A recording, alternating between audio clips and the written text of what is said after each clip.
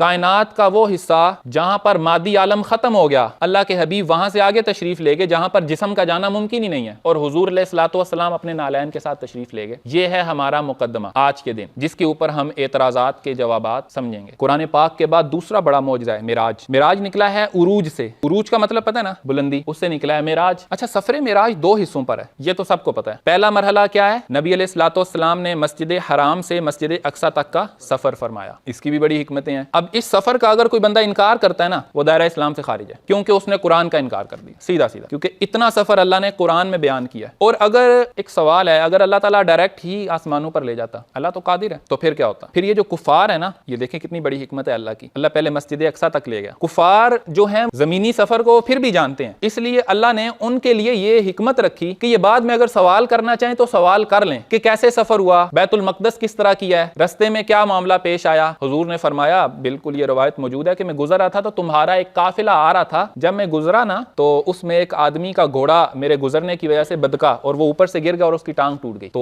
وہ لوگ انتظار میں رہے، اور جب وہ قافلہ آیا تو انہوں نے بالکل بتایا کہ فلاں تاریخ رات کے وقت ایسا معاملہ پیش آیا تھا۔ اور پھر آقا علیہ الصلوۃ والسلام بیت المقدس کے، تو کفار بھی سوال کر سکتے تھے، اگر ڈائریکٹ آسمان پر چلے جاتے تو پھر ان کے لیے سوال کرنے کا موقع نہ ہوتا، پھر تو انکار ہی ہوتا۔ تو اللہ نے یہ سفر بھی کرایا کہ ان کو معلوم ہو کہ اللہ یہ سفر کرا سکتا ہے، جو بیت الحرام سے بیت المقدس تک کا سفر کرا سکتا ہے وہ بیت المقدس سے آسمانوں تک کا سفر بھی کروا سکتا ہے۔ تو یہ ان کے سوال کے جواب کے لیے بھی تھا، ایک اس میں یہ حکمت بھی تھی۔ تو بہرحال جو یہ سفر ہے نا، اس کو کہتے ہیں اسراء۔ اب ہمارے کئی لوگوں نے، کئی تو مسلمانوں نے بھی عقلیات میں آ کر اس کا انکار کیا۔ ایک انکار یہ بھی کیا گیا کہ اتنا تیز سفر کرنا ممکن ہی نہیں ہے، یہ بہرحال عقل کی بنیاد پر قرآن کا انکار کیا گیا۔ لیکن ایک جو انکار ابھی بھی کیا جاتا ہے اور ان کا نظریہ ہے کہ نبی علیہ الصلوۃ والسلام کو یہ سارا معاملہ خواب میں ہوا ہے، کیونکہ ان کو بھی یہ لگتا ہے کہ شاید اتنا تیز سفر ہو نہیں سکتا، تو یہ اعتراض ابھی بھی موجود ہے۔ بہرحال ایک چیز ذہن میں رکھیں، جیسے ہی نبی علیہ الصلوۃ والسلام معراج مبارک سے واپس آئے اور آپ نے اعلان کیا تو سب سے پہلے انکار کرنے والے کون تھے؟ ابو جہل اور اس کا گروہ ابو جہل کہہ لیں، اور تصدیق کرنے والے کون تھے؟ سیدنا ابو بکر صدیق رضی اللہ تعالیٰ عنہ اور صحابہ کرام۔ تو تقسیم اس وقت ہو گئی تھی، انکار کرنے والے بھی موجود ہو گئے تھے اور تصدیق کرنے والے بھی موجود تھے۔ لیکن اللہ نے جس انداز میں یہ دلیل بنائی ہے نا، اگر کوئی شخص کلمہ پڑھتا ہے تو وہ اس کا انکار نہیں کر سکتا، اگر وہ صرف اس آیت کو سمجھ لے۔ کیا آیت ہے؟ اللہ نے فرمایا سبحان الذی اسریٰ بعبدہ لیلا من المسجد الحرام۔ یہ لفظ سبحان جو ہے نا، یہ بہت اہم ہے۔ شروع میں سبحان کا لفظ کیوں فرمایا اللہ نے؟ سبحانہ،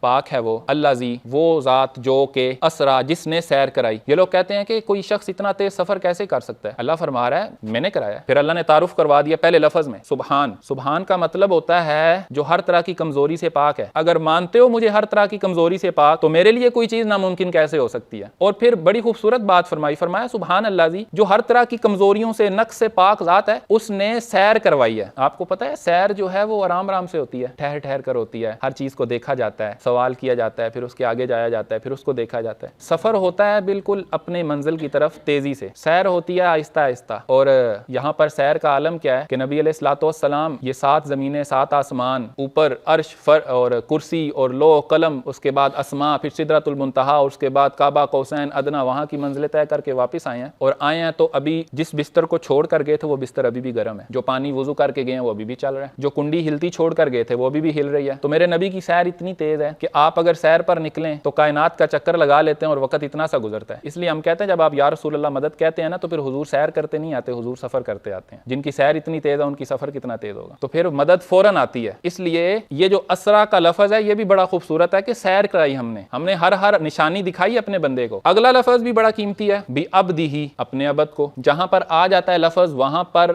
جسم کا موجود ہونا ضروری ہے، جسم اور روح ان دونوں چیزوں کے مجموعے کو عبد کہتے ہیں۔ اللہ نے اپنے عبد کو سیر کروائی، من المسجد الحرام الی المسجد الاقصی بارکنا حولہ لنریہ من آیاتنا۔ مقصد یہ تھا کہ ہم وہاں پر اپنی آیات دکھاتے۔ سفر شروع کہاں سے ہوا؟ مسجد حرام سے۔ سفر اختتام کہاں پر؟ بیت المقدس میں۔ تو یہ ساری کی ساری اللہ تعالیٰ نے ارشاد فرمائی۔ اس کے بعد جو اوپر کا سفر ہے وہ سورہ نجم میں ہے، وہاں پر بیان کیا۔ یہاں پر اس سفر کو بیان کیا، پھر کفار مکہ نے اعتراض کیا، اور پھر پتہ چل گیا ابو جہل کا گروہ کون ہے اور ابو بکر صدیق رضی اللہ تعالیٰ عنہ والا گروہ کون ہے۔ ابو جہل کے گروہ نے یہی اعتراض کیا کہ نہیں جا سکتے، ایسا ممکن نہیں ہے، اتنا تیز سفر ممکن نہیں ہے، دیکھو کیسی باتیں کرتا ہے۔ اسی جانب دوسری جانب سیدنا ابو بکر صدیق، آپ نے دیکھتے ہی فرمایا اشہد انک رسول اللہ، میں گواہی دیتا ہوں آپ اللہ کے رسول ہیں اور جو آپ فرما رہے ہیں وہ سچ ہے۔ حضور نے فرمایا میں بھی گواہی دیتا ہوں کہ تو صدیق ہے، تو تصدیق کرنے والا ہے۔ تو بہرحال پہلا واقعہ تو یہ ہوا۔ اب ہمیں جو چیز سمجھنی ہے، جہاں پر آج میں نے بات کرنی ہے، یہ تو چلے میں نے تمہیداً بات کیا، جو واقعہ معراج ہے نا، یہ جو سفر ہے یہ فرش سے سٹارٹ ہوا، ابتدا ہوئی فرش سے بیت الحرام سے، اور یہ جاتا ہے اللہ سبحانہ ہوا تعالیٰ کے قرب کی منازل میں، اللہ سبحانہ ہوا تعالیٰ کے دیدار تک۔ اللہ نے اپنی نشانیاں دکھائیں، جنت دوزخ دکھایا، اور اس کے بعد آسمان اور پھر عرش، کرسی، لو، اور دکھاتے دکھاتے پھر نبی علیہ الصلوۃ والسلام اللہ کی قرب کی اس منزل میں گئے جہاں پر اللہ کی ذات کا دیدار کیا، ذات باری تعالیٰ کا دیدار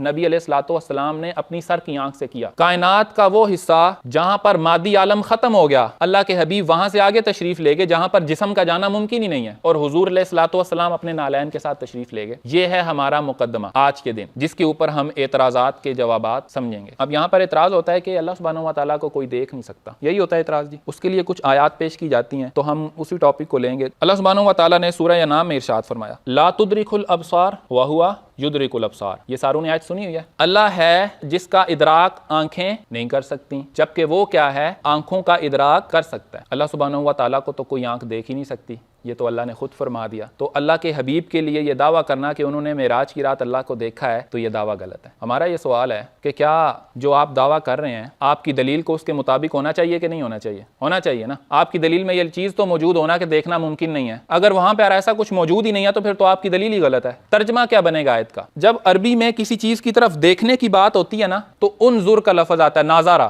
آنکھ سے دیکھنا، نظر تو الی شیء، میں نے شیء کی طرف دیکھا، آنکھوں سے نظر کے ساتھ دیکھا۔ یا پھر رآ کا لفظ آئے گا، رآ یرا۔ یہ ادراک کا لفظ جو آیا نا، اردو میں بھی لفظ ادراک کو استعمال کرتے ہیں، علماء نے بھی اس کا معنی لکھا ہے۔ ادراک کا مطلب ہے کہ آپ کسی چیز کی گہرائی کو جان لیں، یعنی اس کے مکمل کو احاطہ کر لیں۔ جیسے مثال دیتا ہوں، اگر آپ ایک اونچی جگہ پر کھڑے ہیں، پل پر کھڑے ہیں، اور آپ کے سامنے بہت بڑا مجمع ہے، آپ پورا مجمع دیکھ ہی نہیں سکتے کہ وہ اس کی آخری حد کہاں پر ہے، بس جہاں دیکھتے ہیں لوگ ہی لوگ ہیں۔ اب اگر تو کوئی بندہ یہ بولے کہ تم مجمع کو نہیں دیکھ رہے تو غلط بات ہے، مجمع تو آپ دیکھ رہے ہیں، لیکن کیا آپ پورے مجمع کا احاطہ کر رہے ہیں؟ پورے مجمع کو دیکھنا کیا یہ بات ہے؟ نہیں، یہ جھوٹ ہے۔ اگر کوئی بندہ آپ کے بارے میں یہ بولے یا اپنے بارے میں بولے کہ میں تھوڑی اونچی جگہ کھڑا ہوا اور میں نے پورا مجمع دیکھ لیا، تو آپ کہیں گے تم جھوٹ بول رہے ہو، پورا مجمع دیکھا نہیں جا سکتا، ہے اتنا بڑا۔ تو اس کا مطلب ہے کہ آپ اس کا ادراک نہیں کر سکتے ہو، اس کی جوانب کو نہیں دیکھ سکتے، وہ اتنا پھیلا ہوا ہے کہ آپ کی آنکھ اس کا احاطہ ہی نہیں کر سکتی، آپ کی نظر پہنچ ہی نہیں سکتی۔ اس کو کہتے ہیں دارا کا، اس کو ناظرہ نہیں کہتے۔ یہاں پر دیکھنے کی نفی ہوئی نہیں ہے، تو اللہ سبحانہ و تعالیٰ نے فرمایا لا تدرک الابصار وہو یدرک الابصار، آنکھیں تو اس کا احاطہ کر ہی نہیں سکتی، وہ آنکھوں کا احاطہ کرتا ہے۔ اسی وجہ سے صحیح بخاری شریف میں اما سیدہ عائشہ صدیقہ رضی اللہ تعالیٰ عنہا آپ کے اوپر، ویسے سیدی نے اس کے بارے میں فرمایا کہ یہ روایت کی کیا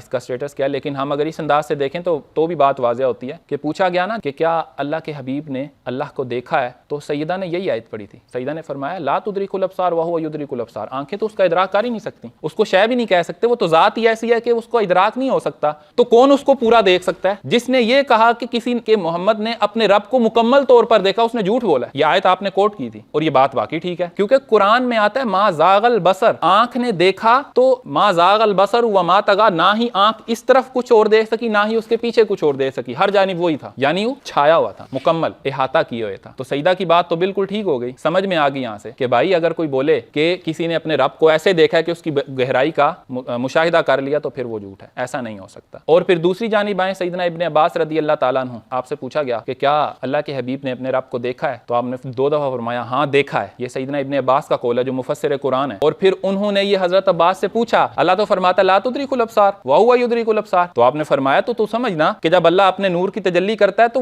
وہ اتنا لامتنا ہی ہوتا ہے کہ اس کو کوئی بندہ پورا دیکھ نہیں سکتا۔ اللہ کے حبیب نے اپنے رب کو 2 مرتبہ دیکھا، 2 مرتبہ سے مراد یہ ہے کہ سر کی آنکھوں سے بھی دیکھا، دل کی آنکھوں سے بھی دیکھا۔ سیدنا ابن عباس نے بالکل واضح روایت بیان کی۔ تو اگر یہاں پر کسی کو یہ دھوکہ لگے یا شبہ لگے تو آپ لوگوں کو اس کا ترجمہ آنا چاہیے، آپ لوگ اس آیت کو سمجھ سکتے ہیں۔ اس پہ کوئی سوال ہو تو ہمیں یہ پتا چلا کہ یہاں پر رؤیت باری تعالیٰ کے انکار پر دلیل ہے ہی نہیں، بلکہ اللہ ایک کیفیت بیان کر رہا ہے کہ وہ ذات ہی ایسی ذات ہے کہ جس کا آنکھیں ادراک نہیں کر سکتی۔ پہلی بات تو یہ سمجھ آ گئی کہ اس آیت میں تو کوئی دلیل موجود نہیں ہے اللہ کو نہ دیکھنے کی، ہاں لیکن ہمیں اللہ کی یہ شان سمجھ آ گئی کہ اللہ کو نظریں ادراک نہیں کر سکتے، دیکھنے کے منع کی کوئی دلیل نہیں۔ آگے چلتے ہیں، ایک آیت پیش کی جاتی ہے ما کان لبشر ان یکلمہ اللہ الا وحیا او من وراء حجاب او یرسل رسولا فیوحی باذنہ ما یشاء۔ آیت کا ترجمہ یہ ہے کہ ما کان لبشر، کسی بشر کی یہ طاقت نہیں ہے یا کسی بشر کے لیے یہ چیز نہیں ہے، ان یکلمہ युकल्लिमहु अल्लाह, कि वो अल्लाह से कलाम कर सके, इल्ला वहयन, वही के जरिए, औ मिन वराई हिजाब, या हिजाब के पीछे से, औ युरसिला रसूलन, या किसी पैगंबर को भेजकर, या किसी रसूल का मतलब होता है जो कि आपका पैगाम लेकर जाने वाला है। ये तीन सूरतें हो सकती हैं अल्लाह ताला से कलाम की, इसके अलावा कोई सूरत नहीं है। अब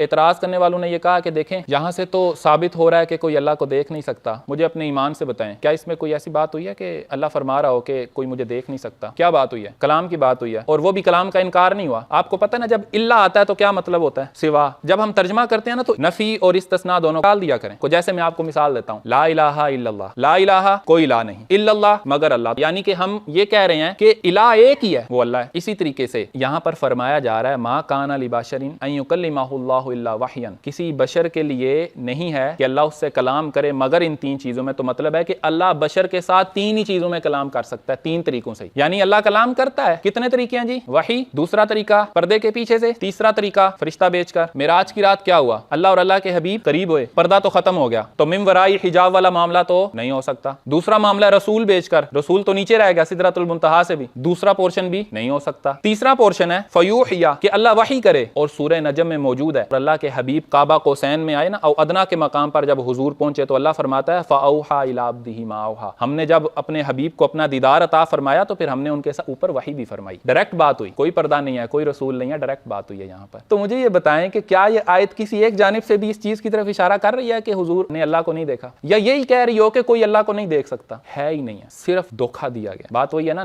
सर कहते हैं कि मोहम्मद रसूलुल्लाह पर झगड़ा है सारा। ये सिर्फ इसलिए है कि आप लोगों को, क्योंकि आप, हमने तो कुरान खोल कर देखना नहीं है, जो उन्होंने कह दिया उसके ऊपर चल पड़ना। कितनी दलीलें हो गई? 2 दलीलें। तर्जमा भी समझ आ रहा है ना सारों को? तीसरी दलील है जो मैंने देखी है, दी जाती है कि सैयदना मूसा अलैहिस्सलाम रब्बी अरिनी अंजुर इलैक क़ाल लन तरानी, हजरत मूसा अलैहिस्सलाम ने अल्लाह सुब्हानहू व तआला से अर्ज़, या अल्लाह पाक रब्बी, ए रब, आरिनी अंजुर इलैक, मैं तेरा दीदार चाहता हूं, तो ये देखना चाहता हूं। यहां पर ना एक सवाल पैदा होता है कि क्या कहीं पर हमें ऐसी कोई दलील मिली है कि आदमी अल्लाह को नहीं देख सकता अभी तक? कहीं भी। जो एक थी ला तुदरिकुल अब्सार, उसका मतलब आपको समझ आ गया। और अगर ऐसी ही बात है तो नबी ने जो सवाल किया है किसी नामुमकिन चीज का अल्लाह से कर दिया जो मुमकिन ही नहीं थी। क्या अंबिया नहीं जानते कि अल्लाह का दीदार मुमकिन नहीं है? तो वो सवाल ही ना करते। देखें तो सही ना, सैयदना मूसा का सवाल बता रहा है कि देखा जा सकता है, तभी मांग लिया ना, और अल्लाह का जवाब भी बता रहा है कि देखा जा सकता है। अल्लाह का जवाब ये नहीं है कि मैं तो वो जात हूं कि जिसको कोई देख नहीं सकता। अल्लाह का जवाब है लन तरानी, तू नहीं देख सकता। का मतलब है कि मूसा अलैहिस्सलाम की आंख अगर नहीं देख सकती तो कोई एक ऐसी आंख मौजूद है जो देख सकती है, वरना अल्लाह फरमाता है कि ऐसी तो कोई आंख ही नहीं है जो देख सके। तो ऐ मूसा, तेरा ये मांगना ठीक ही नहीं है। ऐसा तो नहीं फरमाया। ये कलाम बता रहा है कि हाँ, एक आंख है जो देखेगी। वो कौन सी आंख है? मा ज़ागल बसर व मा तगा, वो आंख जिसकी तारीफ अल्लाह खुद फरमा रहा है। एक आंख की तारीफ अल्लाह ने खुद कुरान में फरमाई है कि वो बसर ऐसी बसर है कि जिसने देखा तो मा ज़ागा, ना ही दाएं और बाएं जानिब कुछ था, व मा तगा, और ना ही पीछे कुछ था। जब देखा तो ऐसे सीधी टिकटकी बांध कर देखा। लक़द रआ मिन आयाति रब्बिहिल कुबरा, और अल्लाह की बड़ी निशानियों को देखा। अच्छा, इसके आगे ना एक आयत है अफ़रअयतुमुल लात वल उज़्ज़ा। अच्छा, कुरान का उसलूब आपको बता देगा कि यहाँ पर बात दीदार इलाही की ही हो रही है। यहाँ पर कहते हैं जी अल्लाह ताला ने अपनी निशानियां दिखाई, जिब्राइल अलैहिस्सलाम को देखा।